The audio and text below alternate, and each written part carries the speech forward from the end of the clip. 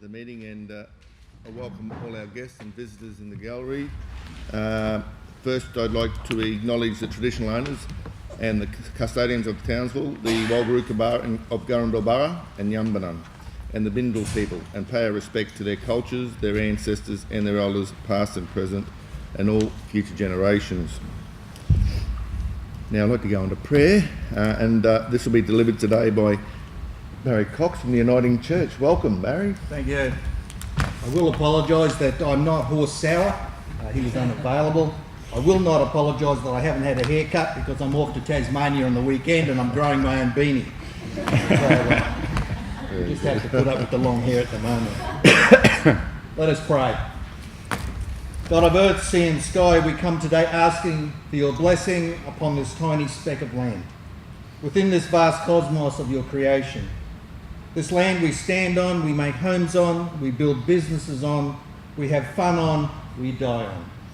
May you continue to walk with us day by day.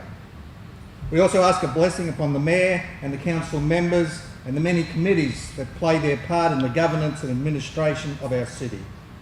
May the business of this day be fruitful and rewarding, helping us to grow and enhancing the lives of the community. For the decisions that need to be made and the ones yet to be decided, may your wisdom guide us and your compassion enfold us. May these councillors act justly, show mercy, walk humbly and do all things out of love for their neighbour. And for us who are not called to such office, may God bless us as we support and challenge our elected members to be the best they can be individually and the best they can be for this great city of Townsville. So God, we pray, handing over to you our leaders for your inspiring presence to bring transformation into this city. Amen. Amen. Thank you very much. Thank you. Thank you. You going to stick around? No, I have other meetings to go to. All right. Thank you.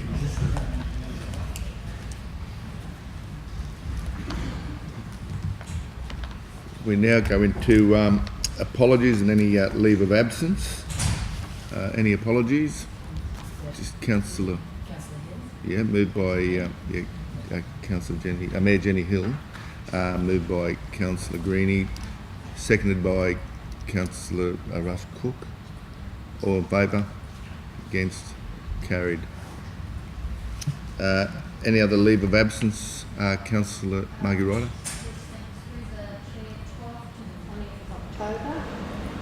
12th to the 20th of October. Councillor Green. 10th to the 14th of October. Councillor Greenie. Any others? Councillor Morris Sauce. Through the chair, from the 27th of September to the 11th of October. 27th of September to the 11th of October. Councillor Sauce. Councillor Jacob. Yes, through the chair. Requested leave of absence period 1st to the 28th of October. Thank you. 1st to the 28th of October. You got that, Tanya? And mine is the 4th of October to the 7th of October at this stage. First speaking was Okay, thank you. Don't need any prep. That should be okay. Okay. Now we've no further apologies or leave of absence. All done. Thank you. We move on to the confirmation of the previous minutes.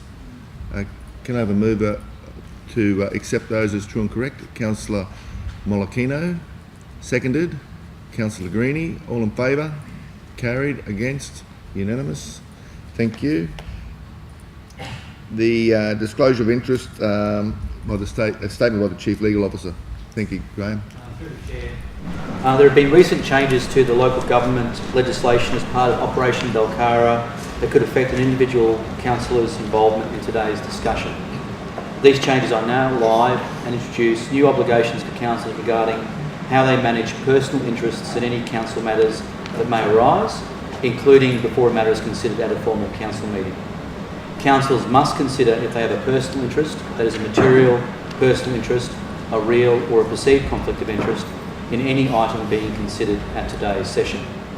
If a councillor has a material personal interest or a real or a perceived conflict of interest in a matter today, it should be declared as required under the Local Government Act 2009.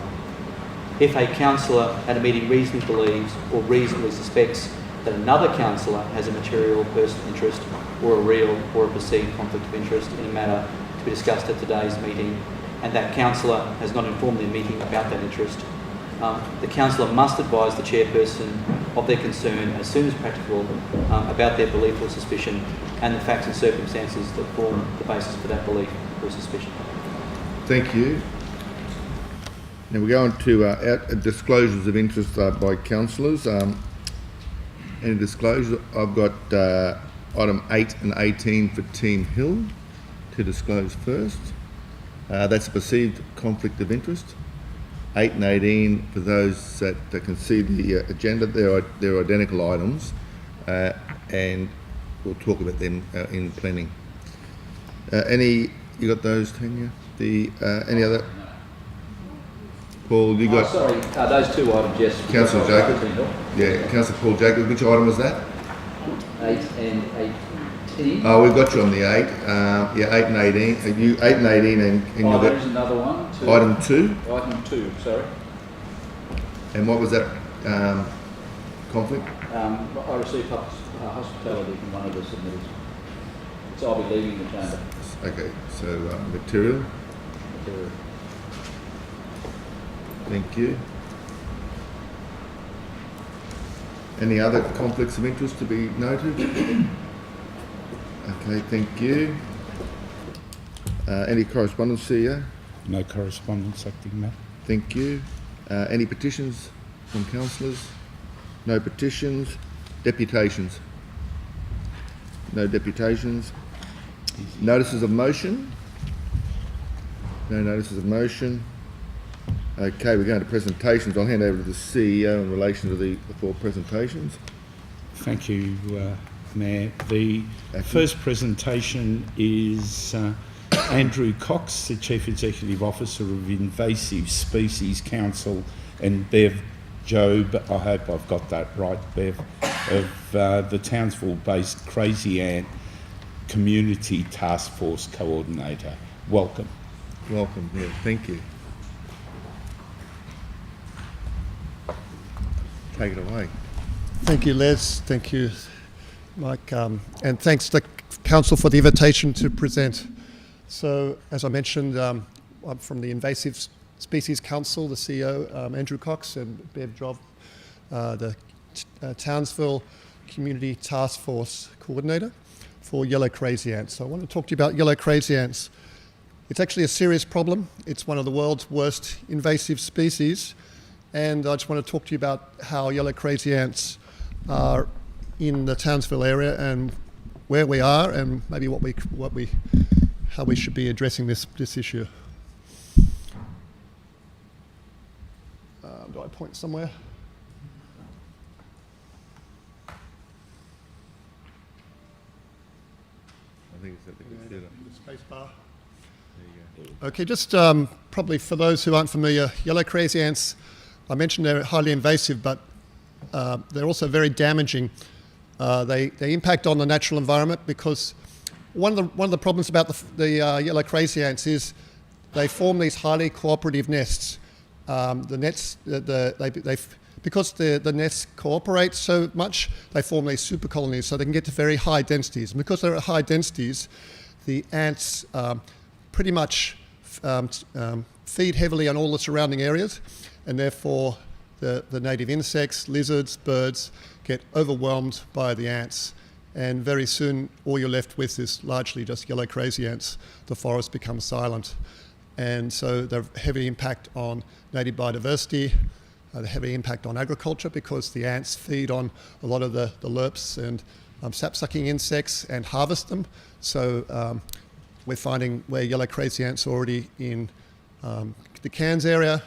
They're impacting on the sugarcane industry, they're impacting on fruit trees, they're impacting on all manner of agriculture.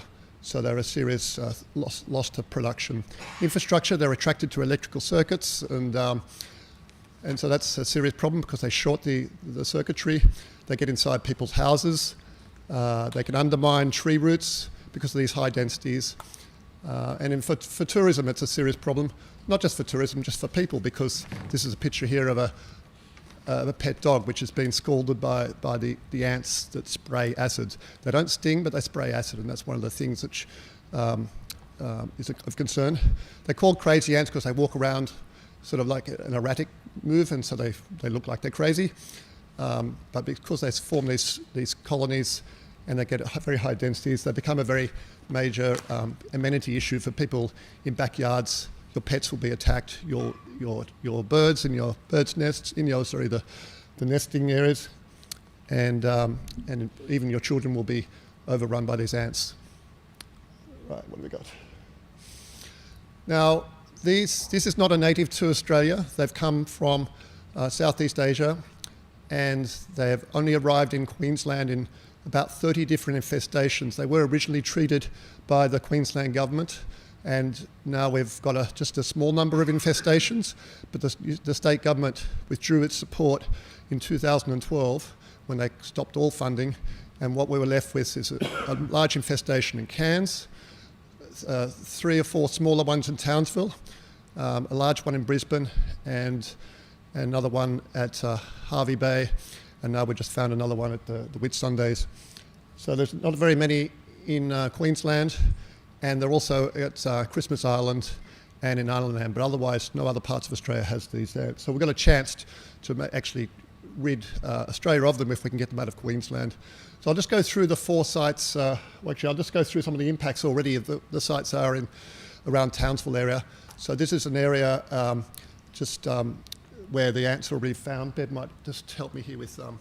So some of the risks at this one is it's close to the town common, so it can get not only into the town common, but also potentially across to Magnetic Island.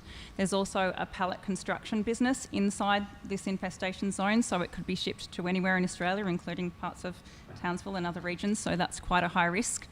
And at this point, there's only, we don't even know the full extent of this infestation, so there's more work to be done in this particular area. So one of the stories that we have coming out of Nome is, and you'll be familiar with the local tourist attractions down there, that they first discovered that they had them because the tourists were complaining that they were getting burns as they were coming out of the first building that they came into, down on the paths and things. And across the road at the caravan park, they were having wallabies coming out of the bush with burns all over them. So that was quite a extensive amount of damage being done in the local area. We're getting some really positive stories back because the eradication program down there is into its 3rd baiting as we speak. So yeah, there's quite a lot of good things happening down there, but there's a lot more work to do up here in some of the other zones. And yes, so they can form rafts as well. So in the wet season, you might go, oh, well, they'll just wash away, but they won't. They'll all stick together and follow the moving water. So it's really important that we actually locate where have they moved to since the floods as well. So. Okay, so why am I here today as the Invasive Species Council? We're effectively an environment group interested in the environmental impacts of invasive species. We're a national group, we're donor funded. We're not a council. But we are a council in terms of an authority on invasive species that impact on Australia's environment. And what we want to do is try to protect Australia from invasive species. And we do this by making sure we lower the risk from invasive species like yellow crazy ants. We need a good biosecurity system to stop them arriving in the first place, but when they're here, that we respond quickly. And we want to contribute to those solutions. We want to inform the community, but we also want to actually help with the solution. So we've stepped up here and assisted the Townsville Council to date with coordinating volunteers to help with the control program that so far, our efforts so far have been focused on the Nome area. And this is sort of outlines our team. I guess we're a national organisation, but at least working on the Townsville project. We've got 2 part-time people. We've got Bev here, and we've got government, the Environment Science, Community Sustainability Grants, I think they are, and we've got another private donor. Together, we've got about $100,000 over about 2 years. That funding runs out in September 2020. So we want to keep that funding going because we don't believe the yellow crazy ant problem will be solved by that point, and I'll talk about that in a second. We're grant funded, or at least this project's grant funded. The rest of our work is donor funded, and I think there's a lot of public interest in this problem. We're supported by the CSIRO, James Cook University, and the Wet Tropics Management Authority, because that's where a lot of the expertise on controlling yellow crazy ants lies.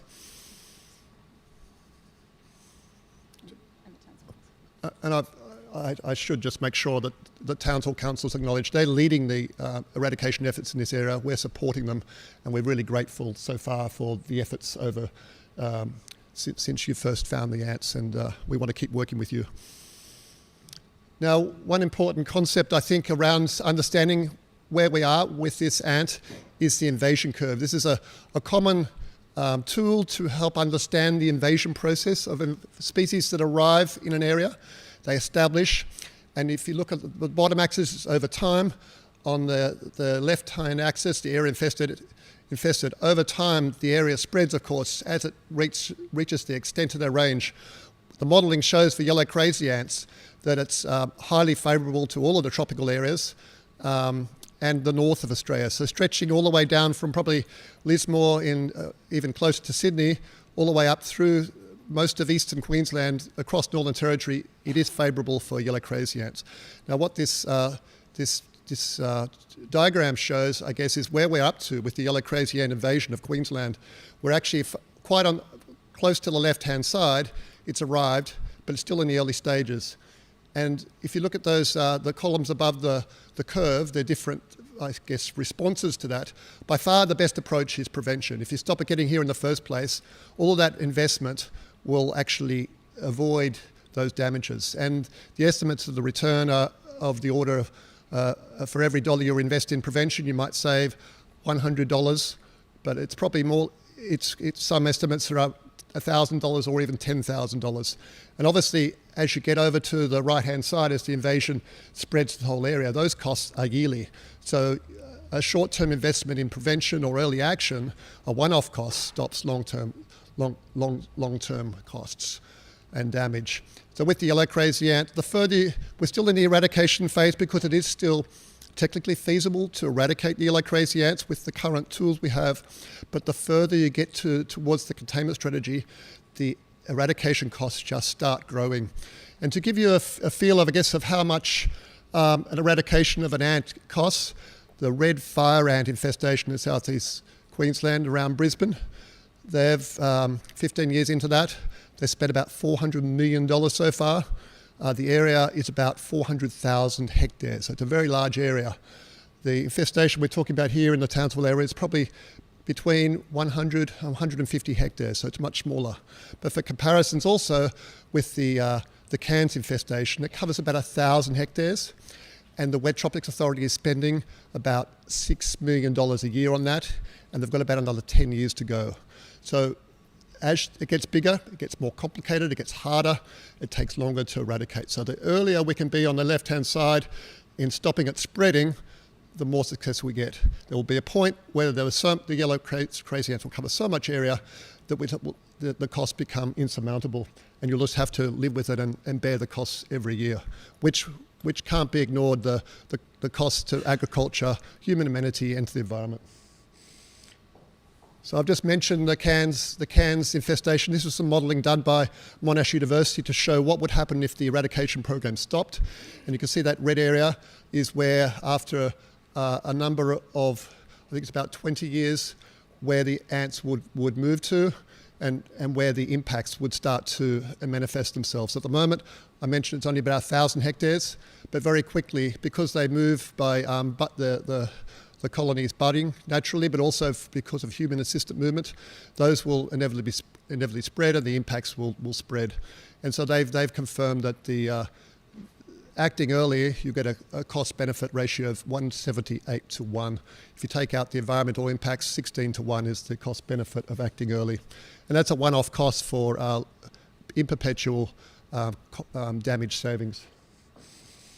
Now, the 4 sites we have at Townsville, we're more familiar with the Nome siting, because the Nome area, because that's a residential area we've been involved with, and the council, I think, has focused most of its efforts. But in the other 3 infestations are smaller, but also have their own problems. Now, the Nome area, we have an eradication program in place. It was developed with CSIRO's support. They're overseeing the baiting. But the other 3 areas don't have an eradication plan at the moment. At the moment, we're just doing the surveillance, some suppression, and I'll show you some maps just in a second just to show you what it really looks like. But they're in the different areas. They're currently affecting different aspects. It's already, there's lots of evidence of people who are already suffering, in whether it's the local residents in Nome who's people who are keeping the bird chicks, finding when the chicks hatch, they get eaten by the ants, or even the pest controller who's struggling to work out how to control them because he controls them on his land, but there's the neighbours aren't doing anything about it, so it's pointless. So that's why a cooperative effort is really needed. I'll just get Bev to talk about the individual areas in Townsville. Most of you will be familiar with some of these maps, but the Douglas area, we've recently done some surveys down through the creeks into the river to check how far it's gone. And we have found quite a large patch running parallel to the ring road on the university side that we're still working on. That was suppression baited last year, but that's not an eradication plan. So they are still there in quite reasonable numbers and are actually inside the tunnel that runs between the university side of the ring road and the residential side of Douglas. So there's very high likelihood of them being able to move very easily into the residential zone, and they have been inside those residential zones in the last couple of years. So we're still working on that, but it's quite scary to think how close they are to the residential area. And as the new site on the university side of Douglas, the suburb grows there, it will become more of a problem over that side as well. The Mount St John site we've talked about already as being an industrial site, includes the Queensland Rail area and some of the commercial zones there. And the Nome site, as you can see, includes the White Creek. So the likelihood we've run some surveys further down the creek to see how far they've got since the floods, but with the strong support from the Townsville City Council biosecurity team, they've been doing a really solid job of the eradication there. And we've also, Townsville City Council had the detector dog out to run through Elliott Springs as well. So there's some really good zeros coming out of that program, which is really exciting. Having said that, the biosecurity team they do all the biosecurity. So there's 2 staff members on the ground, and they do everything from feral pigs to feral horses and things. So if something else takes precedent, the yellow crazy ant misses out. They do everything. So there's not a lot of time and to put in there, but they put in what they can to do to keep up the program. And this is the Black River site. So you can see that there's a very clear delineation around the edge of that. So the blue is the zeros and the red is a yes, we found yellow. So they actually spray their product before it leaves, but there is nothing stopping it from getting further out at the Black River site at the moment. So, and it's on 2 properties down there, and the second one is a cattle property. So there's more work to be done down there as well. So I believe we need to stop the yellow crazy ant spreading further, to stop the increased damage, the increased costs that will come. The federal government and the state government have decided they don't want to have anything to do with this, but the council until now has stepped up. But are we going to really stop them? What do we need to do to make sure that the ants don't spread and we're not left with something we've got to keep working on for decades to come? So the 2 key ways of stopping them are we need to stop the movements, the human-assisted movement, and we need to control them so they're eradicated. We need to treat them. So it's critical in stopping the human-assisted spread is to tackle, I guess, the sources of the spread. Now we've got to stop the queens being moved accidentally. Most of it's, I'm only aware of accidental moving. So people aren't doing it maliciously. They're doing it because they don't know better, because they don't know that there's a queen and a nest living in their pot plants. They don't know that the pile of leaves or branches that have been sitting on the lawn for a week while they're waiting to go to the tip, the crazy ants have moved into them. So we need to be focusing on green waste, illegal dumping, because the green waste is, we at least control that, we know where it's going, but illegal dumping, they're going off into the parts of the bush, and we might not find about it until a year or so later, and by then the colonies have started to spread out from that.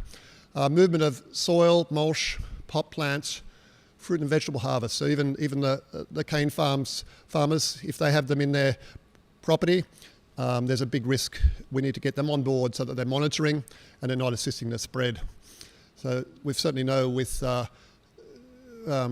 talking to the Wet Tropics Authority, who have got a lot of experience working with Cairns Council, that the role that council has in managing the movement of these things is really important. Plus also the biosecurity tools you have to make sure that there's clear rules around what can and can't be moved to make sure the risk is lowered. Because if the risk here is that the crazy ants leapfrog to new areas, and then you have another infestation. It takes more resources, it's more costly, and you have a new front, and the costs go up.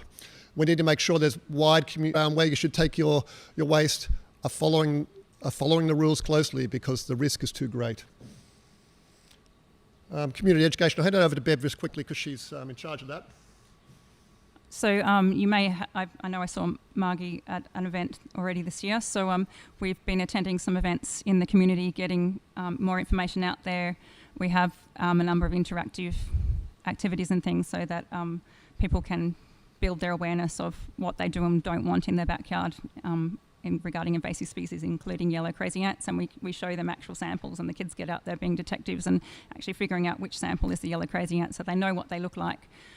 And making people aware and making sure they've got your Townsville City Council flyer on the fridge at home, and we're just about to print some magnets as well so that they actually have a picture of what it looks like and what to do when they find them. And then I'll keep going with this one. So this is an initiative that's about to roll out in Nome. When I first started in this role a few months ago, having been volunteering on the project for a while, I had a lady contact me and say, "Can I take my green waste to the tip yet?" And I said, "Let me get back to you on that." So I followed through the process, and the people at the Waste Services and the biosecurity team were very helpful.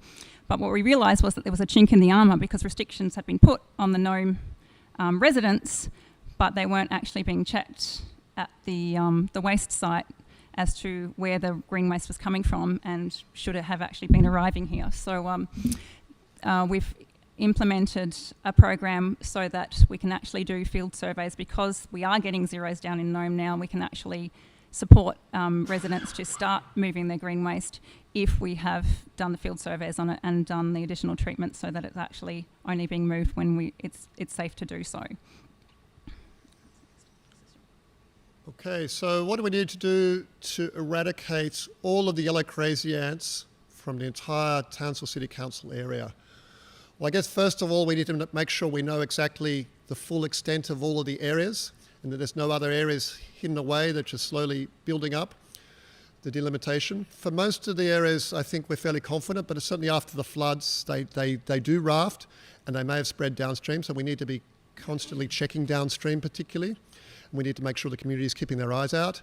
So delimitation is a necessary first step, so we understand the scale of the problem.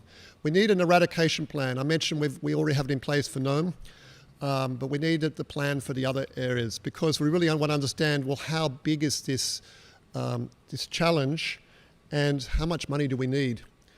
And I don't want to make sure you feel like you're on your own here. I think that we've got some other sources of funding we might be able to tap into, and I'm happy to assist with that. And whether it's philanthropy, state or federal government, certainly one really inspiring aspect of the Cairns infestation was the community didn't accept that no one was going to treat it, and they lobbied and pushed politically and amongst the community to build support for that funding. Eventually the funding didn't come, but they needed a plan to rally around to work out how much was needed. Now, I guess because you don't have the funding you need at the moment, you're really going to have to prioritise. You've got to, I think, effectively probably stage your eradication, but in the meantime, the areas that aren't being treated, you've got to make sure that that risk is not being exacerbated. So the areas where there's high risk of movement, particularly like the quarry site, make sure that that's not being creating new problems. So then there's going to need to be a containment strategy, which should be less costly to support while you're waiting to get the funds for the full eradication from those areas. Overall, of this whole program, you need a communication strategy. So the community is understanding what the problem is. They're helping with your eyes, looking for the crazy ants, and that the movement restrictions on those areas where there are yellow crazy ants, that people are not accidentally spreading the ants. So really this is the challenge before you. I think until now, I think there's been low awareness about the problem, but except I think Nome, I think there is fairly high awareness, but outside of that, the awareness isn't great. And I think a lot of the response has been a bit of catch up. You've got a problem, you're trying to deal with it as you get the pressure to act on it. The better way to approach it is to really approach it as though you know how to get rid of every last ant, and then develop the funding and the program supported by good science to get to that point where you've got no ants. Because if you don't have a plan and you just keep on, I guess, putting out your baits and hoping the numbers go down and then there'll be no complaints and there might be a few ants hidden away but no one's going to find them for a while, you'll just keep doing that for the next decades to come, and the problem will just be a perpetual problem. If you can, I think because the size of the infestation is so small in most of these areas, you have the real possibility to eradicate these ants. And the Wet Tropics Management Authority are willing to lend their expertise, and they've shown that you can eradicate yellow crazy ants from relatively large areas, 100 hectares or more, and they're slowly, the areas that they're infested in there are now coming down quite drastically. That's the end of the presentation, so I'm happy to take questions and any more information. Thank you, Doctor. Yeah, go ahead, Councillor Martino. Thanks for coming. Just a quick question. It's obviously not helping. It's not made. Where is the home country? Where are they getting? So Southeast Asia, and often with invasive species, in the areas where they're native to, they may actually not cause a problem because they have their natural predators and parasites and things, so the numbers may not be as abundant. And they got here, they came in largely through timber imports, is what we believed. Most of the sites were around timber mills around Queensland, and they came accidentally on those timber products that were from areas where they had yellow crazy ants. So this is recent, like in the last 2000 and when they first 2004. Data for 2005. Okay. Yeah. So, and who controls the borders to stop this stuff? Who's in charge of that? Okay, so federally, Yep. they control the border, the arrivals of the cargo and the passengers at the ports. Right. Once goods leave the ports, it becomes a state responsibility. 30 acres. So it's now managed by the Department of Agriculture. They've abolished what used to be called a quiz or a quarantine, and now they use the all-encompassing word biosecurity. So that's federal. It's federal, but there's a cooperative arrangement as part of the biosecurity arrangement. There's an intergovernmental agreement, but the responsibility, legal responsibility, is at the federal level for Thank you. The only reason I ask is because you mentioned before that the feds government, you say didn't want anything to do with it. They've got protocols about when they trigger a response for a new infestation. Now, for the yellow crazy ants, because there was already infestation at Christmas Island and in Arnhem Land, the Queensland infestations did not trigger that because there were already existing infestations. Admittedly, Christmas Island, it was a contained area, and the Arnhem Land one was isolated. I mean, we believe that's a bit of a flaw in the process. They really should have triggered that. And when that's triggered, it's a cooperative funding model based on where it could spread to, and the states and the federal government collectively fund it. That's what's happening for fire ants. The reason I ask the range is because it seems like about failure the biosecurity side of these things come. Like the feds are I would agree with struggling you. for funding on it, so it seems to me a bit like Well, yeah, I guess there are 2 points with the failure. I guess one at the federal level, through the borders, it didn't trigger the national responses, but at the state level, they were funding the eradication of all of them, and then because of budget cuts in 2012, they stopped all of the eradication and directed the funds elsewhere. Funding cut was one thing, but they shifted the legislation and made it a local authority responsibility, and they don't have any, basically, under that new legislation. Is that correct? Yeah, under the Biosecurity Act of Queensland, the local government's responsible for matters which aren't subject to a state sort of control program. So there's been a cost shift in the back in 2012 to us. To us. thank you. Any other questions? I want to approach, and we've had some great success. It's not over yet, but it's a bit of a journey, like you say, and I think the community's been very good working with us. Unfortunately, we found out late in the piece when we started our process, but the outcomes are looking pretty favourable. But thank you for your efforts, and we'll be working closely with you into the future. All right, thanks, councillors. We'll love to keep working with you. Thank you. Thank you. Okay.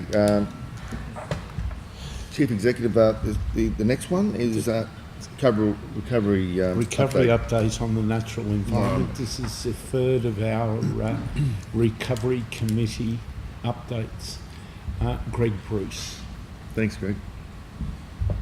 Thank you, Mr. Chair, councillors and CEO and directors. So I'm presenting today on the natural environment disaster recovery. My name's Greg Bruce. I'm General Manager of Environmental Services in Council and the Coordinator for the disaster recovery of natural environment. So obviously we all know what we're talking about, North Queensland monsoon rain flood event from 2019 and its impact on the Ross River and the whole catchments of North Queensland. And we were tasked with, in terms of response, of assessing damage and impact to the natural environment for the coast, rivers and creeks across the whole of Townsville, from Paluma to Woodstock and across the Kungala. The coordination of the Natural Environment Group runs across multi-agencies, across all of council, multi-section and divisions, and involves assessing, monitoring, coordinating rehabilitation, developing strategies and mitigation, looking at environmental amelioration options, and advising on sustainability to council, and a number of other things, including permits and licences, and not forgetting wildlife. So the natural resource management and impact that we've been working on mainly is the natural riverbank erosion, river course changes, vegetation loss in those areas, and the riverbank waterways and flow paths restoration, thinking about how's this flood, which we haven't had since the 1940s, impact on our city, and how we can cater for that into the long-term future, as well as taking into account short-term responses. And another one that's sadly often forgotten is aquifer restoration and recovery, and it's something most cities in Australia know little about in their own environments. So we're working to build in a response to that, building on our previous work. And then the estuaries management and beach erosion. So this unfolds into the plan on a page, and we have our recovery objectives, and we move through those recovery objectives. And then we've developed strategies for recovery. So we've completed the first stage of an impact assessment. We've got more impact assessment to do. There's the whole of Townsville and its catchment is a massive area, and the flood and its impacts across our catchments was massive, and it's often hidden amongst the vegetation that arose as a result of the floods as well. So, and we completed our emergency response. And then, and I'll show you a picture of that in a minute. In terms of recovery strategies, we've again, this flows on, and this is taken out of the plan on the page. But really, we're looking at long-term ecological restoration, which includes the impact of yellow crazy ants and what they might do as a result of the flood. Fortunately, we'd controlled them at Woodstock before the flood. And resilience and the adaptation activities that we need to undertake into the future, and looking at our resilience planning for sustainability, and then river recovery, coastal catchments. And then these are the fundable programs that we put together, and we submitted them to the state government for Queensland disaster relief funding arrangements. And it's included in Category D, the three at the top, and then Category C is looking at tourism and ecotourism opportunities. And a lot of it we're having to do outside of any funding arrangements.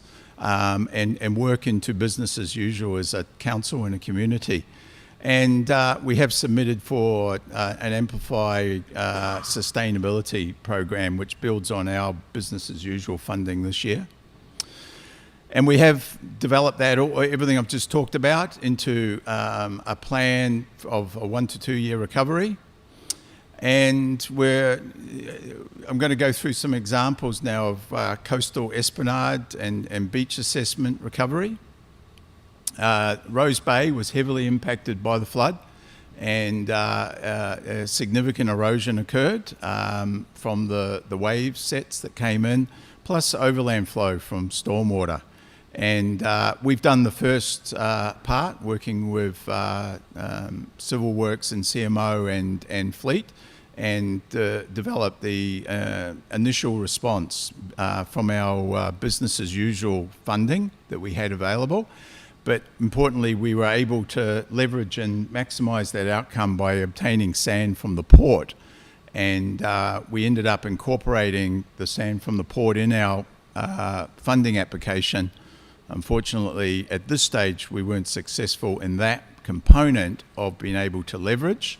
However, there is other good news associated with it.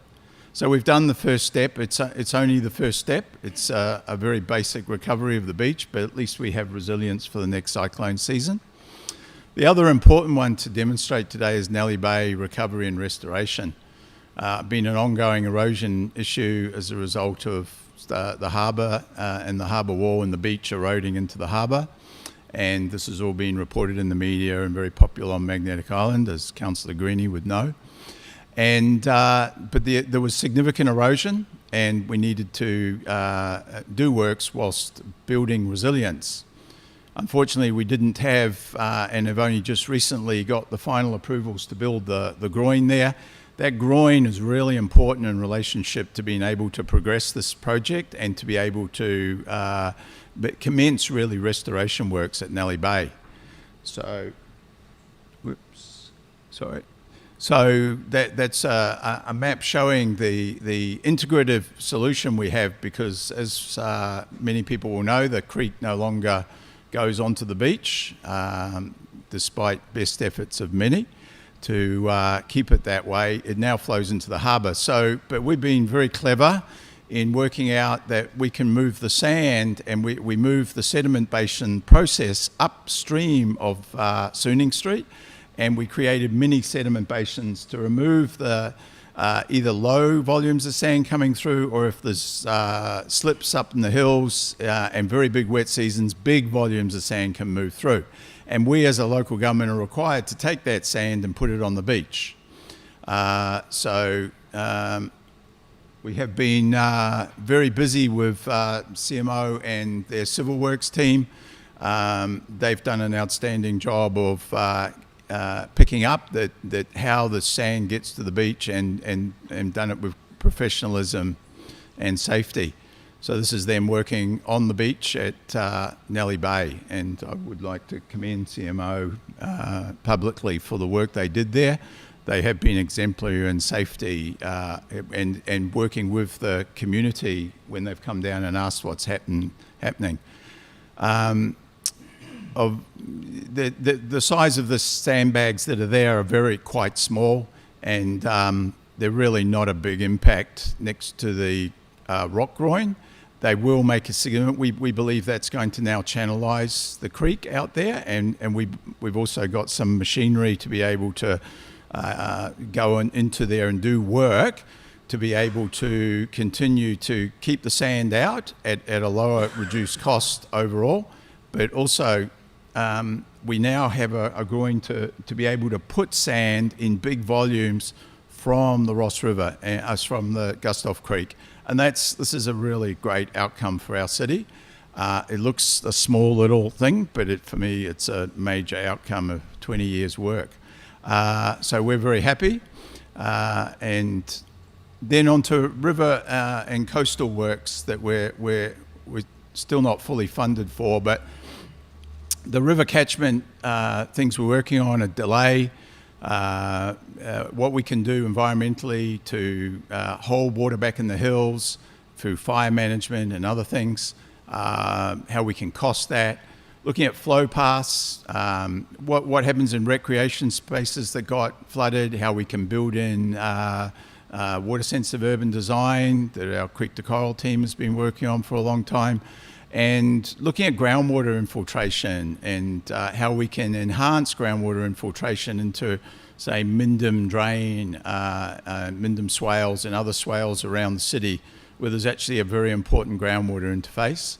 And looking at surface water capture in key locations. You either deal with velocity or storage, or both, preferably, and inflow management. And there's the challenge of we've set a lot of land aside on the south bank of the Ross River, and building community capacity. So we are learning from the floods in Brisbane, and also national and international learnings. We're getting those flow in, and it's informing into what we're doing. And it's a very important that we restore wetlands and slow and store. The dam has a massive mitigating effect, as we all know, and has been validated by the IGEM report. And there's things we can do in the dam catchment in terms of increasing the spongeability of or ability for the dam to delay peak flows, and then same down into the catchments. We have everything I've just talked about is built into a program that we're starting to really articulate and develop, and then we'll be working across council and our community in the next 2 years.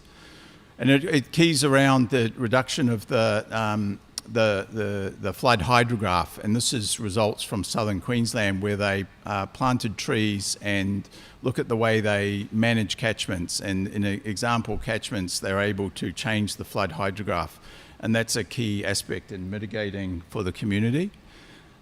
So just quickly, trees have been now understood to play a bigger and bigger role via their roots down into our soils, and grasses in waterways and wetlands. Having a cultural shift in Townsville, perhaps, that long grass in drains with mown boundaries is an appropriate thing if we want to get the water infiltrating into the ground, and mowing our boundaries and keeping our boundaries good. And we've also been putting together, we have worked on geological maps, and we all understand, I think, that Townsville is in the geology zone of a floodplain, the whole of Townsville, except Castle Hill and Mount Louisa.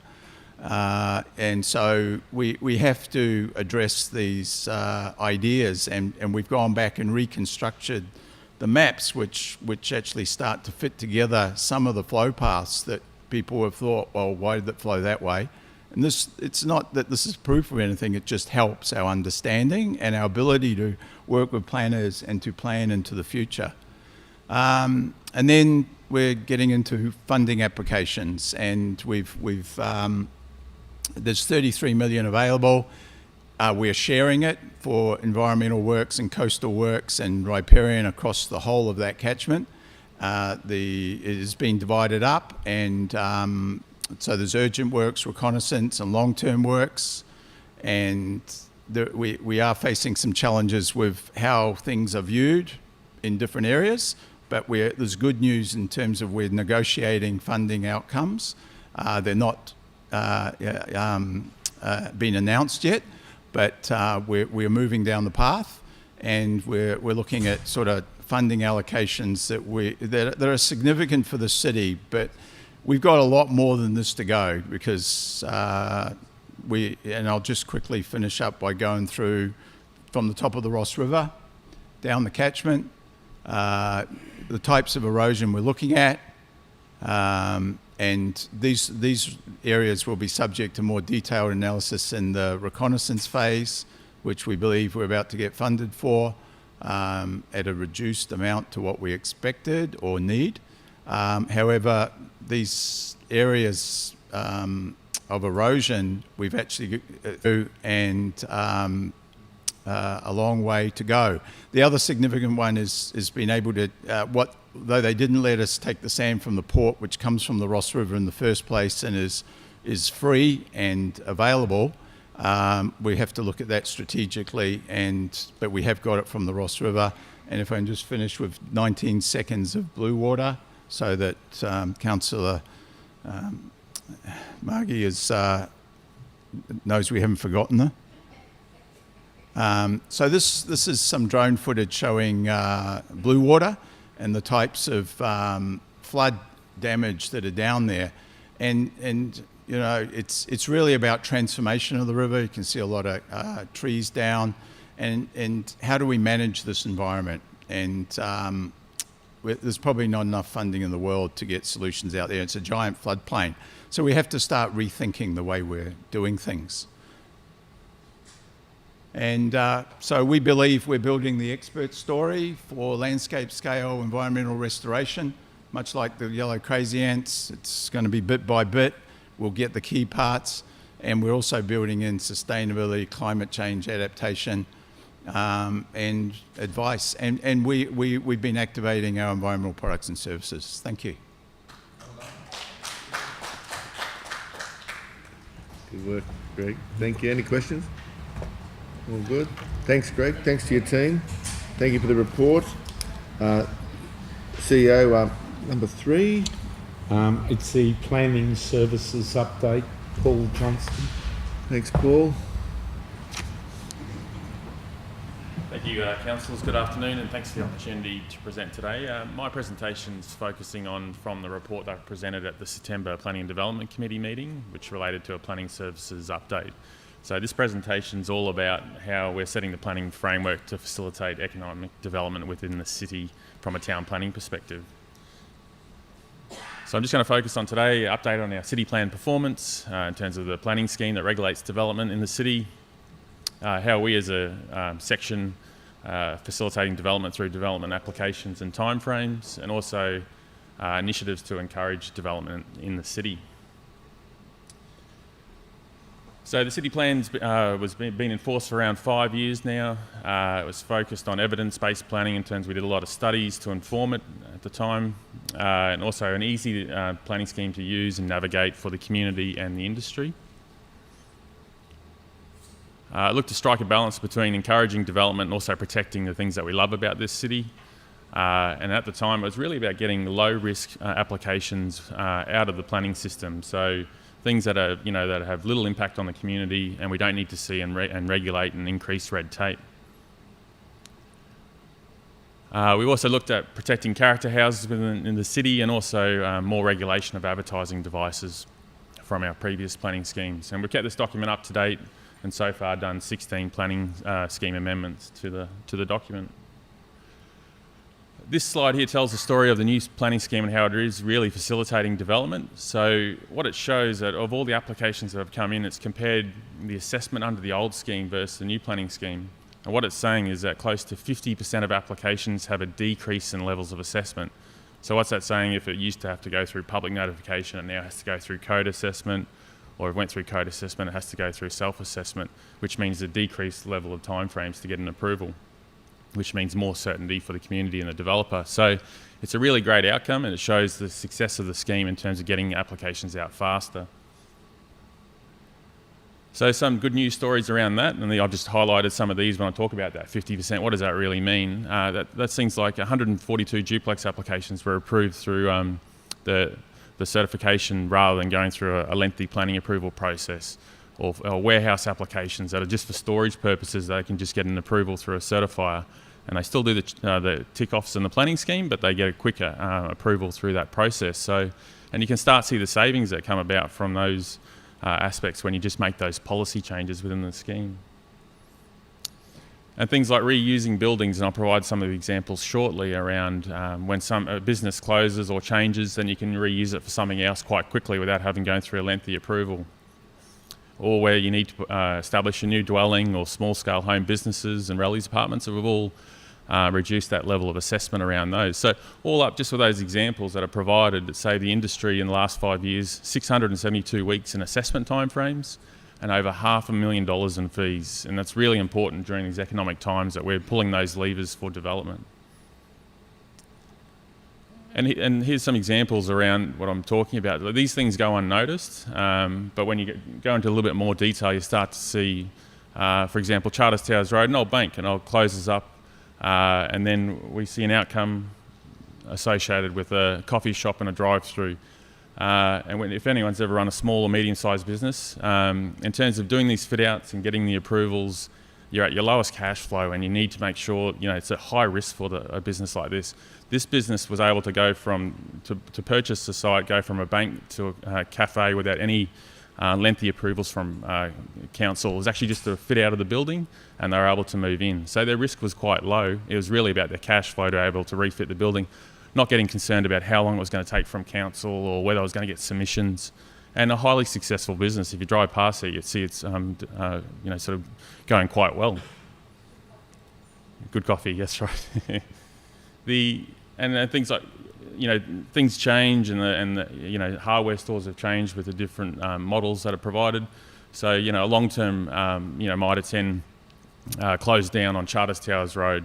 Now that building could have sat vacant for a little while in terms of a changeover. But with the changes in the planning scheme, a gym was able to move in, fit it out again. Previously, that would have been a lengthy 3 or 4 month approval. They were just able to go in there, get a fit out of that premises, and then establish a gym. Again, gave them certainty in terms of going to the banks and getting the relevant loans and those sort of things to actually establish that business. And the last example, this is out at Thurrangower Central. The Willows sort of changed hands with the hardware store, and they converted it to a medical centre. Again, the same scenario. Again, I don't need to go through that, but you can see sort of how these important levers and changes that we did with the planning scheme allows the reuse of these buildings quite quickly. So it was an extremely important shift for us. One in 2014 that we didn't particularly, on that horizon that we're going to have those tough economic times, but we're seeing some improvements in the market, but certainly an important time to have that planning scheme in place. And we've really received great feedback from the development industry that this planning scheme is one of the best in Queensland. In terms of our fees, the EDIA, so this is the Urban Development Institute of Australia, made up of developers and industry reps and consultants. So they'll tell you if your fees are expensive, they'll tell you. They won't hesitate to tell you if you're expensive. What they've told us when they did a review of a sample of the fees, that we have the equal lowest fees with Gladstone and Queensland from similar sized councils. So an extremely competitive council in terms of that perspective of lodging an application. So this was not us doing the sample, this was an independent body, and they found Townsville and Gladstone in first in terms of cheapest, then Cairns, Bundaberg, Fraser Coast, Mackay, Rockhampton. And then for the bigger councils, we're also cheaper than Toowoomba, Redlands, Ipswich, Logan, Moreton Bay, Brisbane, Sunshine Coast, Gold Coast. So of all those councils, we're equal cheapest in fees. That's for the lodgement of DA fees when you're lodging a development application. In terms of our assessment timeframes, I've just highlighted there what the statutory requirements are from the state government and how we're performing as a department in terms of getting approvals out. And as you can see, we're performing quite well and issuing approvals well below the statutory timeframes for DA applications, ranging from operational works to lodging a carport application for a siting relaxation to a commercial premises or residential development. So you can sort of see from the stats there, I won't read them out, that we're under our timeframes for all those. So 90% of our applications are processed within the timeframes, and also of those 10% that we don't process within those timeframes, they're normally because we're negotiating with a developer about conditions of approval, or we're working about getting a good outcome for the community, because we are there to protect the community from inappropriate development as well. So it's important to have those discussions. There are other initiatives that we're looking at as well in partnership with our Future Cities area. We're working on a CBD development incentives package, which will be considered in the near future. And also we have a plan right approval process, which means you can get an approval within 5 days for low risk applications that have to go through our system. And finally, I'm just going to touch on our infrastructure charges. So we did a review of our charges. So this is what we charge developers for major road upgrades or drainage, water or sewage networks across the city when they develop. based on actual figures about in terms of how much water this development might use or how much sewage it uses, we've seen a reduction in infrastructure charges from 5% to 33% for 69 new developments. So that's basically saying that when you're carrying out a development, it's going to be more feasible this year than it was last year in terms of your fees. So just to give you, and certainly that was supported from the urban development, the UDIA as well, and they publicly stated, that they were quite pleased that had occurred. I won't run through these figures. Actually, just shows when the sort of things that you might be developing and the percentage of savings in terms of those percentage figures. So yeah, they can range from $3,700 in savings for a dwelling on 400 square metres when you're subdividing a block of land to $4,400 per one bedroom room for a retirement village. You can see that it's making it easier to do development within the city. And that just shows, lastly, just some graphs around the cost of developing, say, a 300 square metre lot in the city and what the infrastructure charges are. So compared to those 6 councils, we're quite competitive in terms of number 3 in terms of those charges. Again, for 400 and 499 square metre blocks, we're sort of ranked third in terms of those 6 councils in terms of our fees. And the last one is multiple dwellings, where we're the cheapest to develop multiple dwellings within compared to those 6 councils. So that's a really brief snapshot in terms of some of the work the planning services area is doing. I think it outlines some of the facts and the true figures around how we're performing, how expensive we are, in terms of I think there's a misconception that we're not expensive at all. We're actually one of the cheapest councils in terms of the assessment. So I think that comment of expensive is certainly not justified. And it shows how hard the team's been working in that space in terms of getting development out. So thank you for the opportunity to present today. I appreciate it. Thank you. Thanks, Paul. Much appreciated. The last presentation, CEO. The last presentation is Inga Davis, the Program Director for the Water Security Package. Thank you, Inga. Thank you. Thanks, Inga.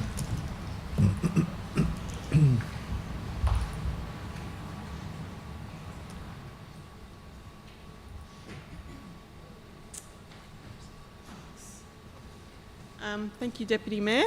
It's hard to believe this is actually my 6th presentation to Council on the 3-point water security solution. So today I'm really going to take the opportunity to look back at what the past year has been and also where we're heading next. So it feels like a long time for me that the Townsville Water Security Task Force handed down their interim and final reports. The first interim report was way back in the 30th of June 2017. Which led to the creation of the 3-point water security solution. As we are all familiar now, of the recommendations put forward by the task force, 3 were considered essential to get Townsville to a secure water environment as quick as possible. 2 of these projects were aimed at the supply side through the creation of the Horton pipeline duplication and also to provide an alternative water source through the creation of the recycled water reuse scheme to protect social infrastructure from drought. The third project was a demand-side project looking at the Water Smart package to provide water-wise rebates, as well as supported by a community education and awareness campaign. So first I'm going to update on the Horton. It's a little bit hard to see on that slide. But obviously the significant wet weather event did impact the progress of works, resulting in the project completion date being extended from December 2019 to March 2020. But the project team has done an incredible job trying to make up as much as that lost time as possible. 100% of the vegetation clearing and the access tracks have been completed by Mendy Constructions as part of their civil works package on stage 1. Delivery of the GRP pipes is nearing completion with all 6 shipments delivered to Townsville. 2,820 pipes, or about 33 kilometres of the pipes, have been delivered to site. The bends are being manufactured in Townsville at the RPC factory in Bowley, and all bends and pipeline deliveries will be completed by the end of September 2019 to site.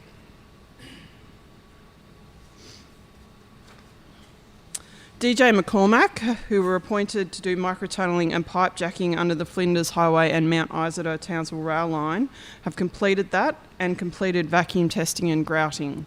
Some minor repair work is outstanding. Mendy have also achieved practical construction of the tunnel boring and civil works.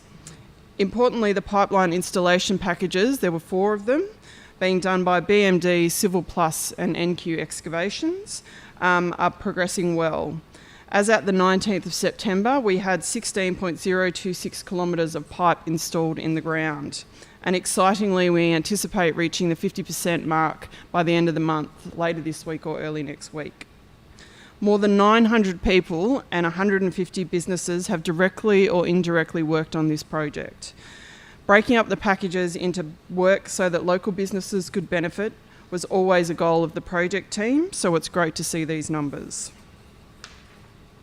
In terms of next steps for the Horton pipeline, the underbore contractor will be able to enter the dam and finalise the repairs to the enveloper alignment to achieve practical completion.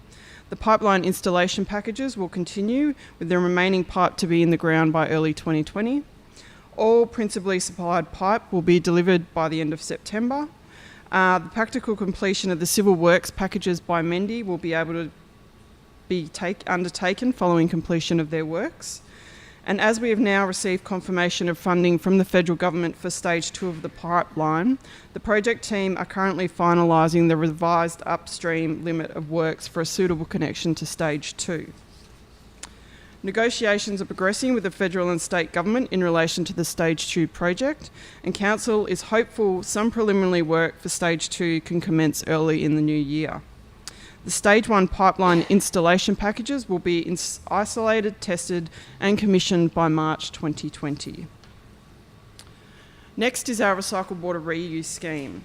This scheme will deliver high-quality recycled water to a range of irrigation and industrial customers by taking treated effluent from the Cleveland Bay purification plant and passing it through an advanced treatment process to achieve A+ standards.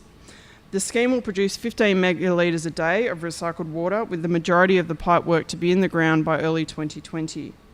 The diagram up here shows the 24 kilometres of pipe work that is being installed or about to be installed. The different colours reflect the different packages of work that are being delivered. Once again, we sought to break the packages into smaller sizes so that local firms could take advantage. So far on the recycled water scheme, all design works for all the main laying packages have been complete.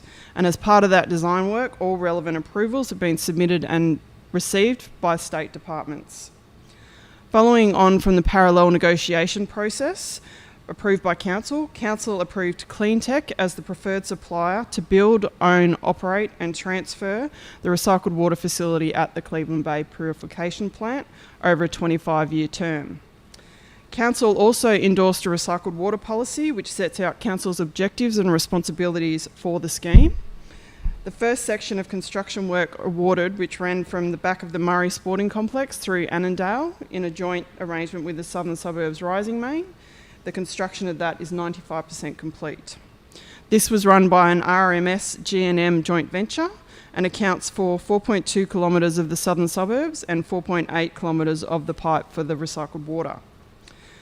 A critical part of the process is the renegotiation of our Cleveland Bay discharge licence. Council officers have been working with AECOM to undertake detailed modelling and an ecotoxicity risk assessment to determine the impact of discharging the concentrated effluent to Cleveland Bay. These reports are now complete and further demonstrate how Council will manage the ongoing safe discharge of brine to the Bay. This work will form part of Council's submission to the Department of Environment and Science for the licence amendment.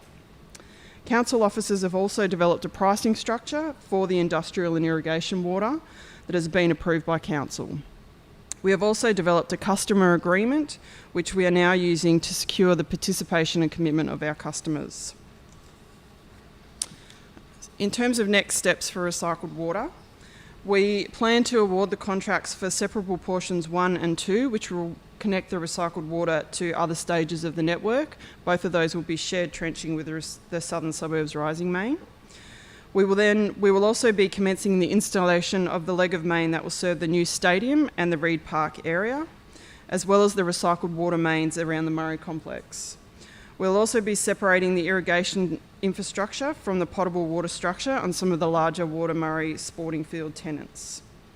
We'll also be obtaining pricing for separable portion 6, which will run to the industrial line out to the estate development area and Sun Metals. We will also be seeking to finalise the technical specifications around the treatment plant with Cleantech and get final approval for the contract to enable construction to commence in early 2020. Following on from our successful meeting with DES, we will be looking to submit our formal application to DES to... Last is the WaterSmart package. I'll go into detail about the amazing results of the package soon, but first I'd like to go into a bit more detail around one aspect of it, which is the appointment of a supplier to deliver an integrated marketing, communications and community education and awareness campaign to educate the community in this once-in-generation water security programs that we're delivering. The community education and awareness campaign was one of the key deliverables under the funding deed with the state government. While providing the community with rebates is great, it's only part of the picture. Achieving a change in behaviour requires more than simply giving someone a water-saving device. You also need to invest in informing the community of modern water-wise practices so we can work with the community to adopt and, more importantly, change behaviours that are appropriate to Townsville and its dry tropic environment. Its intent is similar to other campaigns targeting wise water use that have been run by other councils in Queensland. Let's not forget that on average in Townsville we use 4 times more water per person than other counterparts in other cities. Accordingly, when we were developing the WaterSmart program, we always set aside part of the funding to address this issue. That included funding to build a web portal, to engage a specialist firm to develop and deliver the campaign, including doing market research testing, talent acquisition, budget to spend on advertising to inform the community, and also to produce marketing collateral such as shower timers, water bottles, and also games for kids that they can engage with and see what water-wise behaviours look like. In May 2018, Council invited tenders from firms to deliver this package. 11 responses were received as part of the tender, which included 3 local suppliers and 1 supplier with a local presence. The tender involved a 3-stage evaluation process to ensure Council was going to get a firm that represented value for money and, like all other tenders assessed by Council, whether they were a local supplier and had capability to do the job amongst other things. This whole process was assessed by an independent probity advisor who found that the tender assessment panel carried out its functions in accordance with the request for tender documents that were issued. What was pleasing was that AEC were awarded the contract. They are a local firm and had the best capability and knowledge to deliver this, and also were the best value for money. AEC were initially appointed on a schedule of rates contract up to $241,100 on the 4th of September 2018. As with other tenders submitted in the tender process, the original tender by AEC provided additional scope and costs, which included sourcing and producing marketing collateral and market research. Given the campaign design was uncertain at the point of engagement, Council felt it was not best to purchase those services until the campaign was more clearly developed, to ensure no money was wasted. Throughout development of the campaign, it became clear that extensive market research was needed, both qualitative and quantitative, to assess community attitudes to water and also to inform the campaign and to test the proposed brand. Given the short timeframes involved from when the campaign was finalised to when the campaign was launched on the 16th of July, it was clear that AEC were also best placed to source marketing materials with their suppliers. It was these aspects that led to an increase in the AEC contract.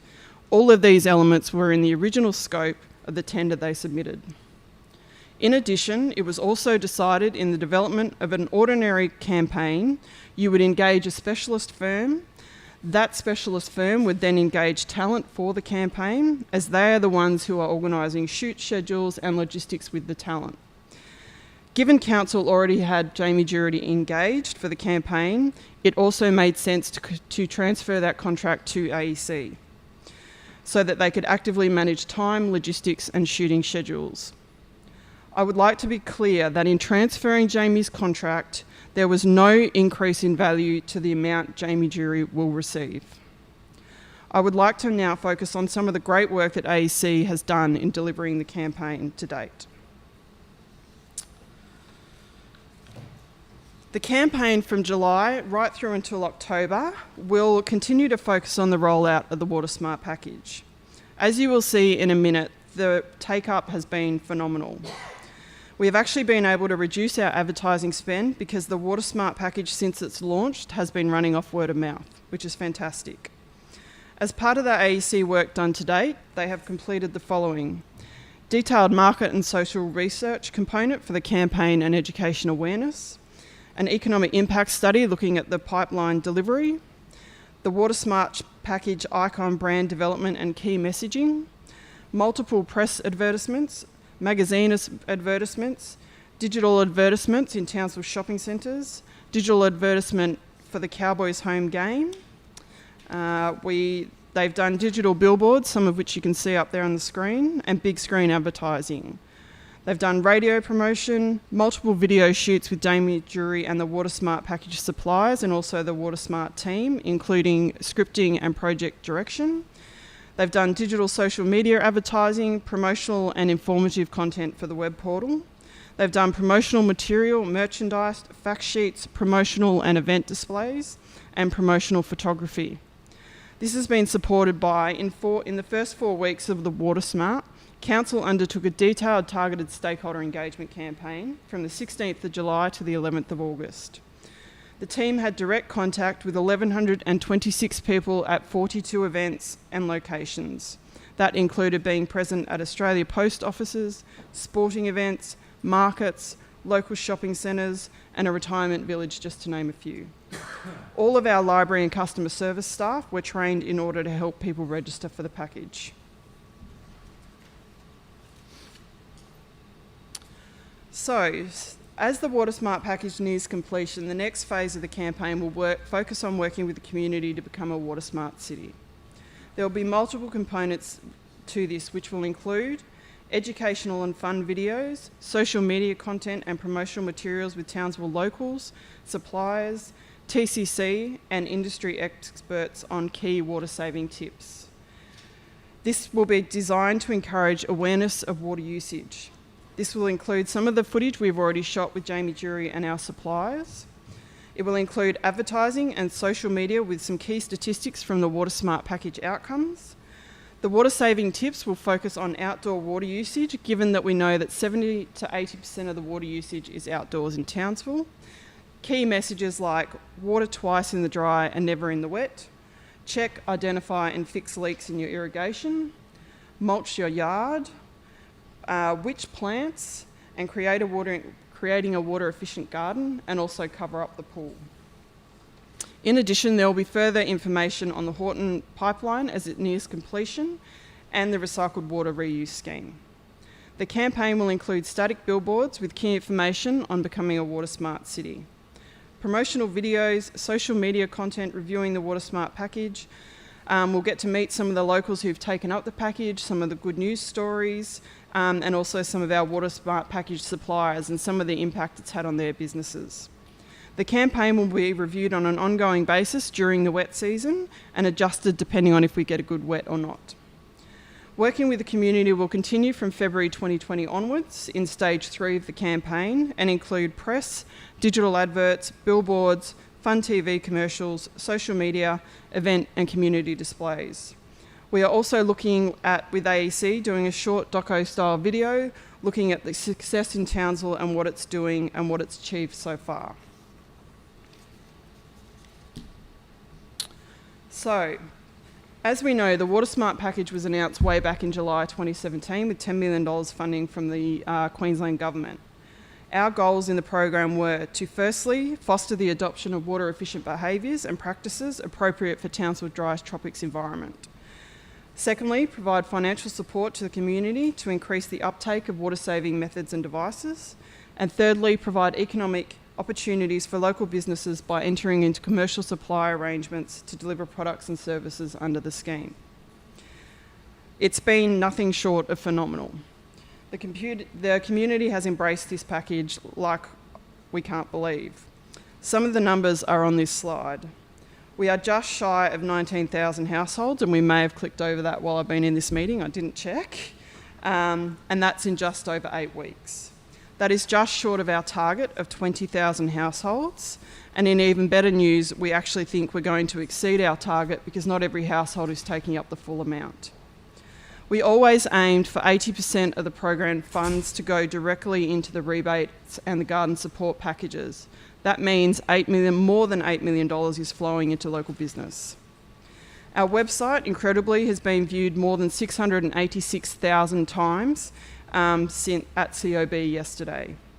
The website is not only the mechanism by which people access the program, but it's also an important education space for people to find out about the 3-point water security solution as a whole, important water saving tips, so it's great to see it getting a lot of attention. We are incredibly proud of what this program has achieved in a little over 2 months, and we are just short of 90% of the program funds being allocated. There are over 150,000 products and services that have been ordered by WaterSmart participants, with the top 3 being we have 90,000 plants on offer, 23,000 cubic metres of mulch to deliver to over 7,000 households, and almost 18,000 low-flow sprinklers as the top 3. And importantly, we could not have done that without all the local businesses that are on board to deliver this package.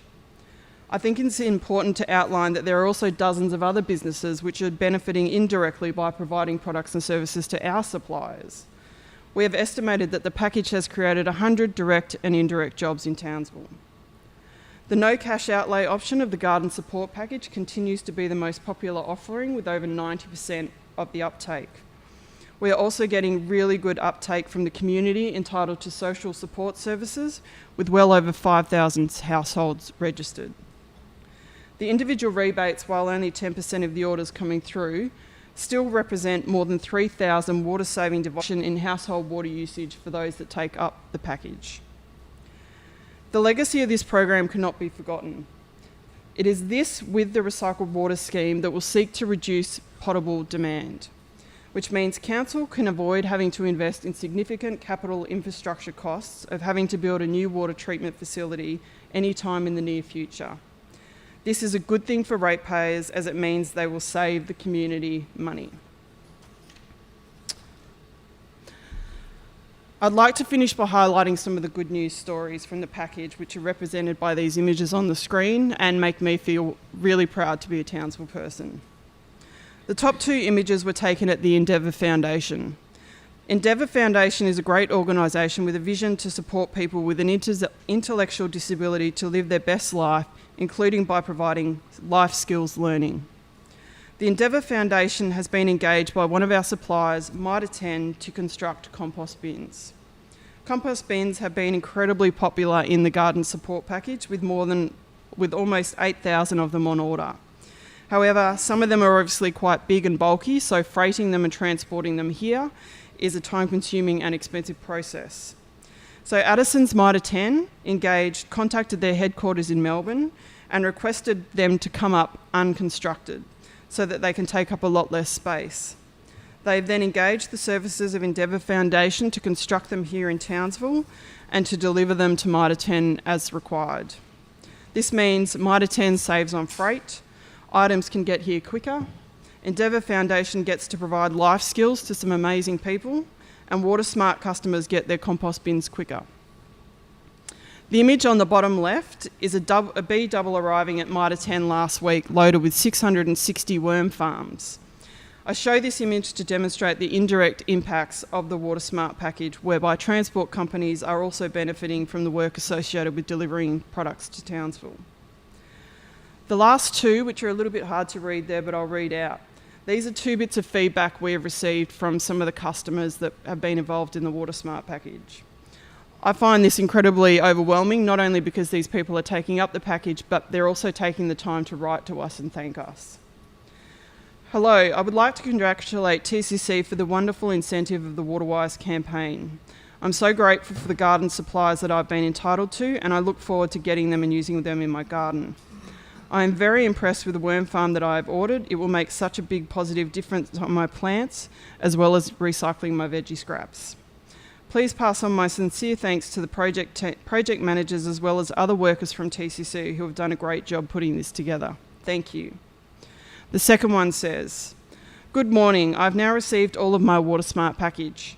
I want to say thank you to Council for a great package. Not only is this all great stuff, but I also got to visit businesses I didn't know anything about. So thank you very much. Just this week, I've also been contacted by the Queensland Council of Social Services who have heard about our WaterSmart package and were wanting to understand the factors behind our success with the program. They are wanting to understand our success as they believe it could hold the key to better water conservation programs being rolled out across Queensland, and have asked us to provide them with recommendations for other water providers. I've been compiling all of this positive feedback into a document which I circulate to my team who are working very hard on this package. None of us, we are incredibly proud of what we are doing, and all of us know the importance of what this package represents to the Townsville community. Thank you.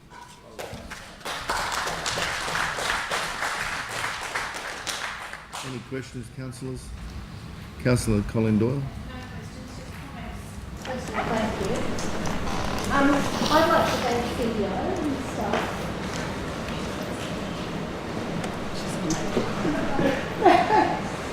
But driving projects like this gives an opportunity to share this work for the community, and I applaud the people in this room, either in the media or public commentators, to take the positive message, take the facts and the data and to share it appropriately.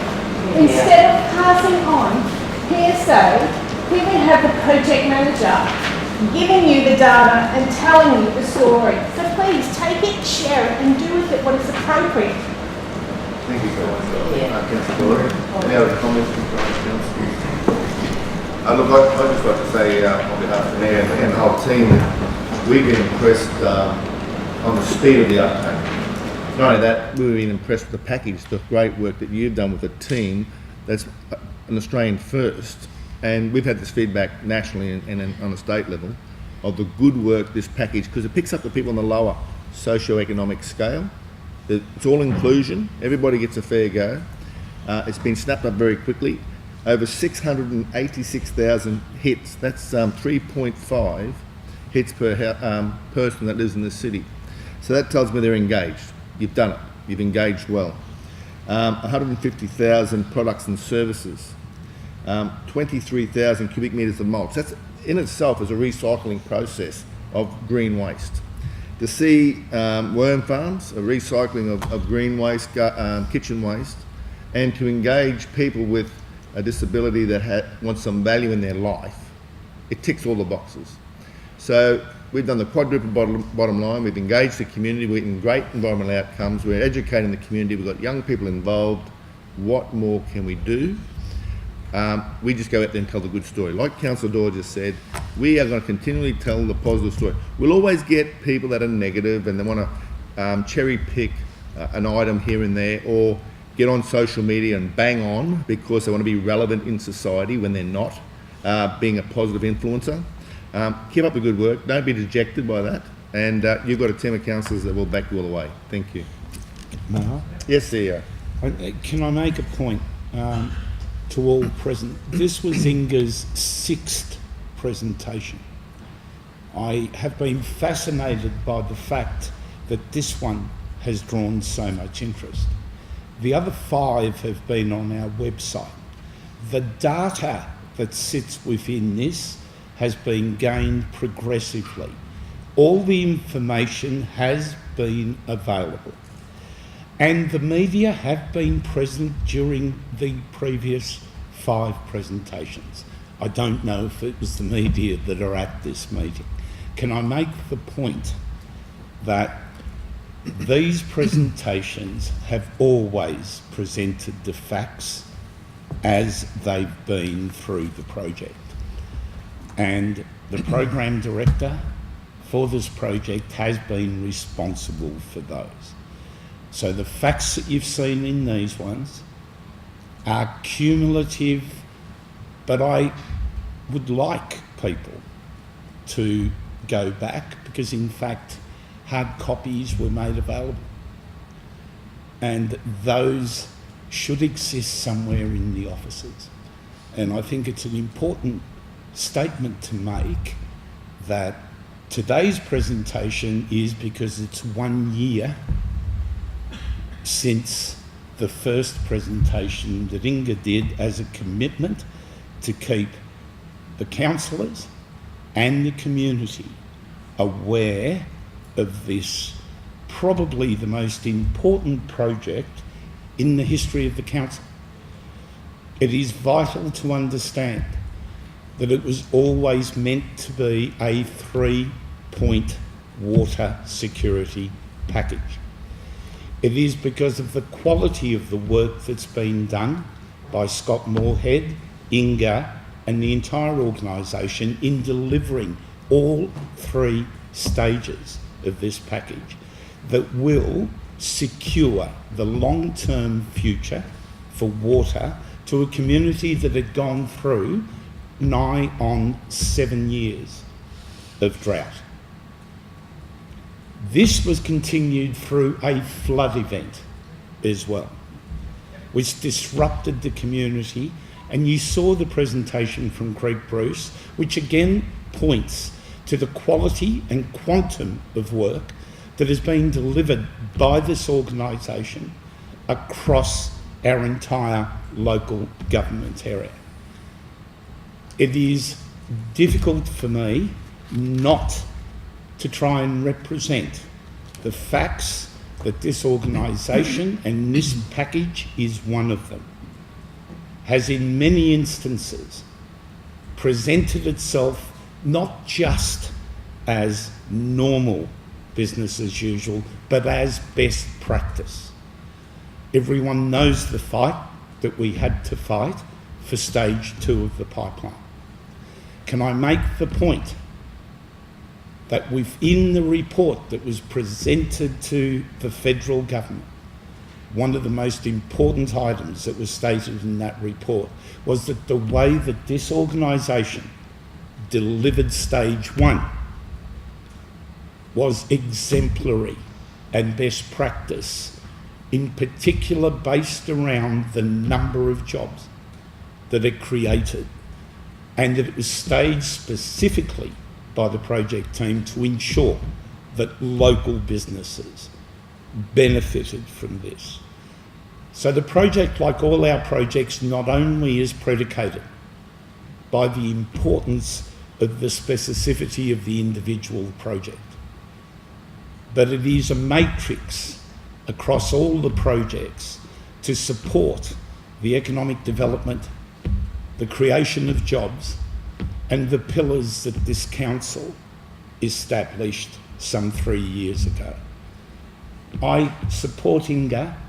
Paul Johnston, when it comes to planning, has shown that rather than the isolated incidents that are continually put forward, there has been a progressive march forward in relation to planning and the way it's been managed in the city of Townsville. Greg Bruce showed the importance of the planning around recovery. I make the statement that I'm aware that the guidelines that exist say that the environment is not considered to be an essential public asset. This organisation will continue to fight to ensure that Townsville receives the services that it deserves, and that all those services are aimed at one thing in particular, and that's supporting the community through the most difficult of times and into a far more prosperous future.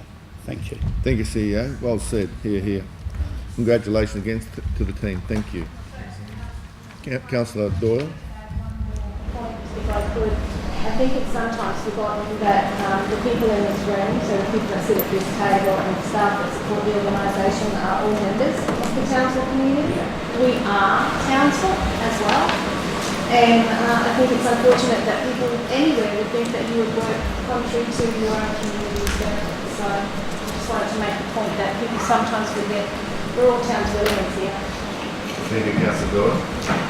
Any other comment from councillors? All right, we'll move on. Thank you. There's no mayoral minutes. We'll go into the committee items now, starting with the Infrastructure Services Committee. I'll hand over to Councillor Mark Molokino. Thank you. Thank you, Chair. I'd like to present the Infrastructure Services Committee report from the 10th of September. I'd like to move items 1, 3 and 4 together and move 2 separately, please. Yep, absolutely. Moved by Councillor Molokino, seconded by Councillor Murray Saws.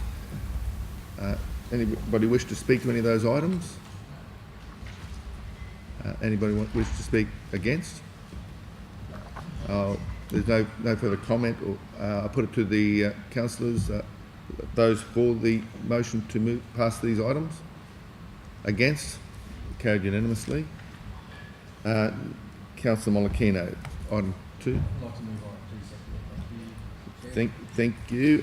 Councillor Jacob to leave the chamber. Noted. Seconded that item. Councillor Murray Saws, thank you. Any comment and discussion around item 2? I'll put it to the vote. Those for? Those against? Unanimous. Carried. Thank you. Councillor Jacob can re-enter. Thank you, Councillor Molokino. We go on to Planning and Development Committee. Acting Chair of that committee, Councillor Murray Saws.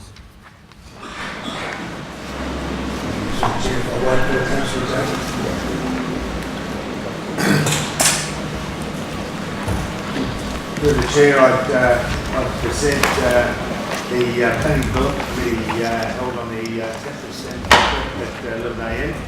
Items 5, 6, 7, 9 and 10.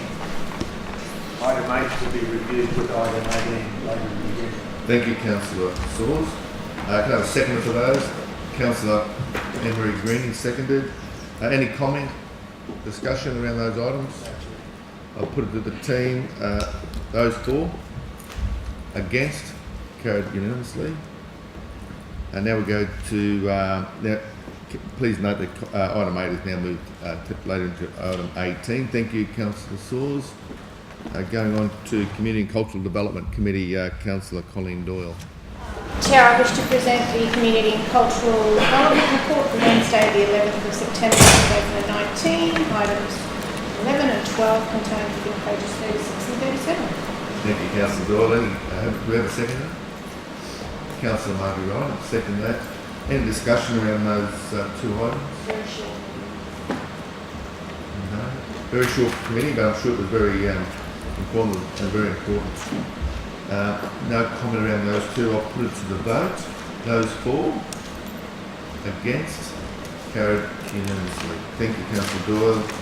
We go on to Governance and Finance Committee. Councillor Brown-Coons, please. Thank you, Chair. I wish to present the Governance and Finance Committee report on Thursday, 12th of September. Items 13 to 16 contained in pages 38 to 41. Thank you. Do we have a seconder? Councillor Colleen Doyle, thank you. Any discussion, comment in relation to those items? Chair, I believe that our Director might want to make a comment in relation to our reporting. Very good. Thank you, Director. Thank you. Through the Chair, I'm just noting the item regarding Q4 corporate reporting. The financials in that document are watermarked with draft. They will remain that until our financial year end report is finalised. And councillors would be aware that we had that approval from the Minister to extend the timeline to complete the financial reporting until the 31st of December. That allows us the time to complete the asset revaluation associated with any external impact. So the report will be updated following the financial report at 31st of December. Thank you. Everything goes for that. Any other comment in relation to those items? I'll put it to the vote. All those in favour? Against? Carried unanimously. Thank you, Councillor Coombs.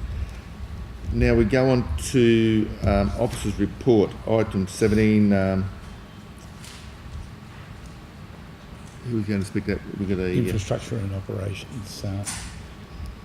Mr. Bissell. Is that Scotty? Oh, Scotty's doing it. I just saw him there. There he is. Yeah. He moved. We found him. He moved. It's the customer and business reporting quarter 4, Yes, Scott. so this is just the report from Townsville Water's performance as we come to every quarter. Yes. This ends some delays with the financials came so that we now reporting this is the last quarter of the last financial year. So I'd like to present. And basically, it's I think we can show that we had a pretty successful year in most cases. We had some performance in that were hindered and hampered by the flood event, but otherwise on that was a pretty good result of that year. Thank you very much for that. Any comment or discussion from councillors in relation to that? We need to have a mover on that item. Councillor Molokino, seconded Councillor Russ Cook.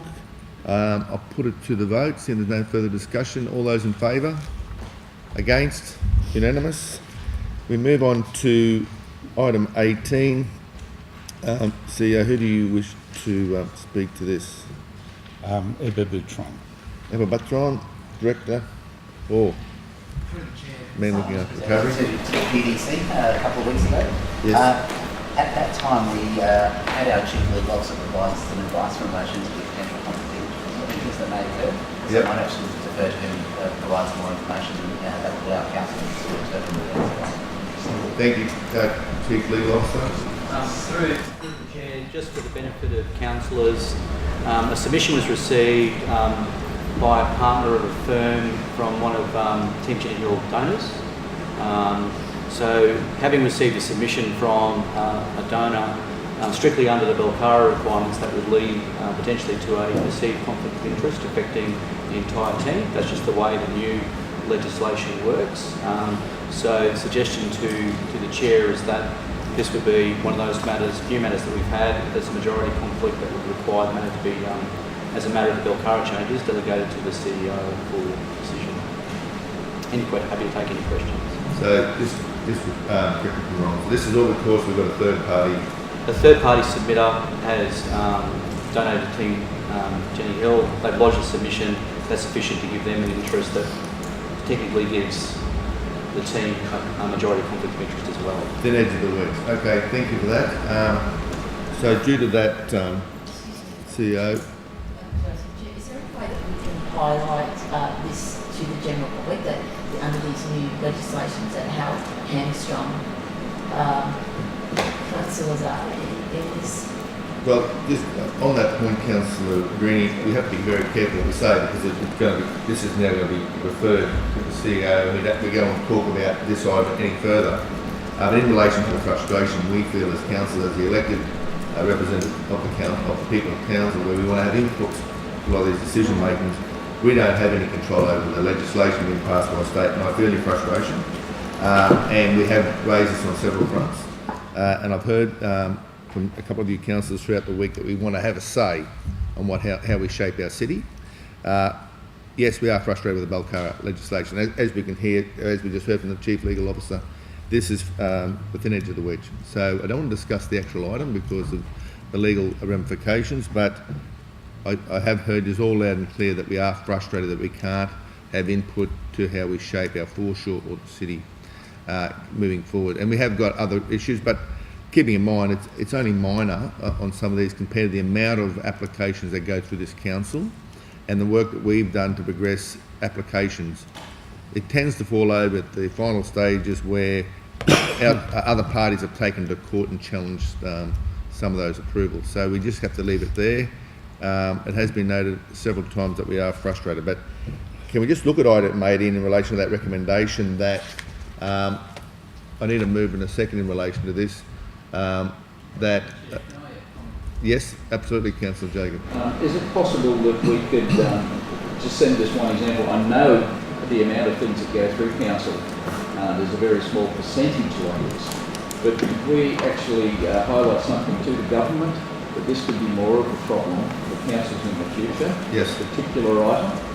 Yes, can I just put you a courtesy, you can actually raise that with the delegates of this council are going to the LGAQ Okay. to raise that as general business, because I'm sure there's going to be other councillors that are going to be raising the difficulties of doing business in local government due to this new legislation. So your point's a good one. Have a talk to those that are chosen by yourselves to represent this city at the LGAQ. But I'll hand over to CEO. No, the point I wanted to make is that even though this is the, and the CLO can correct me, the fourth out of 71 that have been delegated to the Chief Executive, the point is that it's still 4 that have had to be delegated to the Chief Executive. So the representations, Councillor Jacob, have been made directly to the Minister and to the departments from councillors, but also from the officers. But I support the Acting Mayor's suggestion that you raise it with the Local Government Association of Queensland, where they will have a united voice from 77 councils that all have the identical legislative issues. Thank you, CEO. Any other comment from councillors? I just want you all to have a look at it, highlighted that it's being referred due to Belcara legislation and a recorded conflict. Is that fair? The council would need to make a majority declaration in the usual form to say there's been the reason for the conflict of interest, the submission's been made by a donor, which I think is not frank, the amount of donation, which remember is $990, and then all the donation to the council, just in the normal form. Okay, so you're happy with that? Yeah. Okay. Happy with that, fellow councillors? And then just a delegation under 257. Delegation 257. Thank you. I just need to move it to accept that recommendation on item 18. Mover, Councillor Emery Greeny. Seconder, Councillor Maurice Saws. No further comment or debate. We'll put it to the vote. Those in favour? Against? Carried. Thank you. Now I'm just going to go back to the agenda proper. Now, anything else you want to say, CEO? All good? Any general business? I've just got one.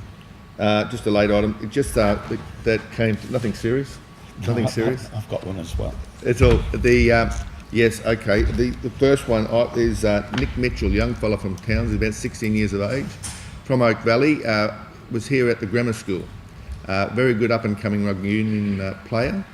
Now gone to Toowoomba to be in the thick of rugby union. Australian rugby union has now been selected as of today for the Australian team at 16, and he has been playing up in the 18 and 19s. So he's a rising star. So remember that, Nick Mitchell. I'm sure the Townsville Bulletin's already started a story on that today, going from what his mother's told me. I'm excited. It's another legend being made here in Townsville, so it's exciting when it comes to sport. I just wanted to share that with you. Chair, I'd just like to congratulate Kelvin State High School on winning the National Schoolboys Rugby League Championships last week. Outstanding. They're the best high school in Australia. Yes. In rugby league. And I'd like to congratulate not just the school and the players, but also Todd Wilson and the coach. Outstanding job. They fought hard throughout the whole competition. They were underdogs at certain stages, but they typical Kelvin High, they never stopped giving. No, well done, and worthy of a mention as well. Fantastic. Thank you for that. See you.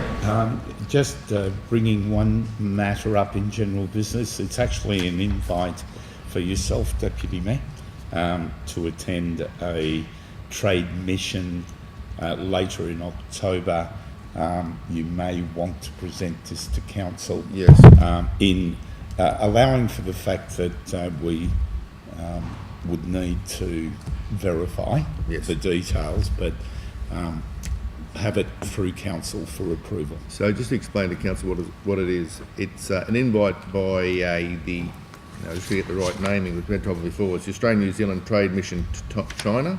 They sent me an invite about a week ago, but there's zero cost to council.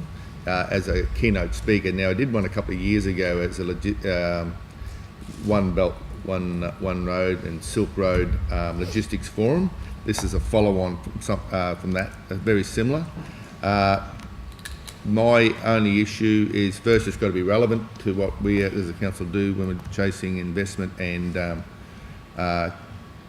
advanced technologies and artificial intelligence. I see there is a lot of virtual reality stuff in the planning world. The other one is getting advice from the federal government, if it's worthy in relation to safety and in relation to national security issues and all the relevant authorities. Not that there's anything that we have to be overly aware of, it's just that we do the right checks before we do anything at a council level. So just putting that before the council. This is no cost to council. It's an invite on the logistics and other artificial intelligence and some other expos over I think it's a 7-day period. So I just want to put that on the record. I just want to have that accepted by council that I attend if it meets all relevant conditions. Need a mover for that. Move Councillor Morris Saws, seconded Councillor Raybon. Those in favour? Against? Unanimous. Thank you. Thank you, CEO. Any other general business? Yes, I'd just like to publicly acknowledge the services of a gentleman who passed away earlier this month in our community, Mr. Mel Holland. Yes. Mel Holland was a tremendous individual. He served time in the Air Force as a police officer originally. He also did time as a RSPCA inspector, and for some 30 years he was also on the committee of President, Secretary or Treasurer of the Canine Obedience Club at Townsville. And he sadly passed away earlier this month, and his passing will be really felt in the certainly the canine community and the community in general. So I'd like to publicly acknowledge the service that he did for our community, particularly the Canine Obedience Club, and pay respects to his family as well. Condolences to his family. Yeah, thank you, Kurt. Yeah, because I knew Mel as well. Yeah. I still know Mel. And his brother actually just sent me a message through Messenger, and his brother runs a Facebook account for Queensland cycling legends and former stories of cycling in Australia. And Mel Holland and his brother were very, very good cyclists as well. Yeah. So, a worthy comment indeed. Thank you for that. Any other comments? Any other discussions, items? All right. Thank you, CEO. Thank you to the team that supported us today. Thank you, councillors. And I declare the meeting closed.